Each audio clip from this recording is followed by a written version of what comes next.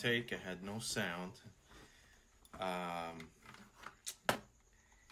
We're just gonna do an unboxing review, which I've already opened this thing. It's the Leatherman REV, made in the US. I've never had any trouble with any Leathermans that I've had. Leatherman REV. This one doesn't have a holster. Now, it's only 39 bucks. Locking mechanism right here. You see that? And you can kind of open it with one hand. For some people, it's a big deal. A little bit difficult, more difficult than the Wave, since it has the groove for your thumb way up here. Yeah, it's a little more difficult to handle than the Wave. The Wave has a larger groove and it's closer to the base. These are the pliers.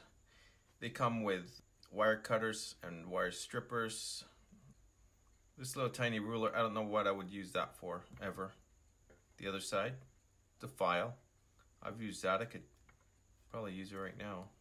Bottle opener. More like a can opener. This is more like a can opener. I bet you can open bottles with it.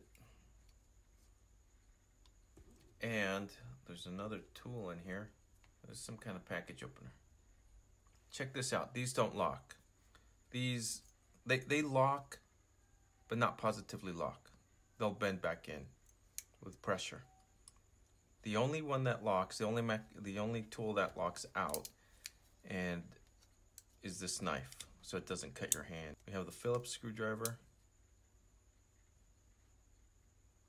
flathead screwdriver. They're not gonna just bend in easily. There's some kind of a spring in there.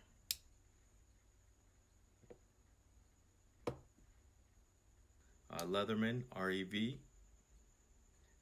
Let me know if you use one or if you have a better tool. The idea here is for you to know about the tool before you have to go buy the tool. So if there's anything else that you have, any questions about this, I could redo this video and put more relevant information on here for you guys. All right, thanks.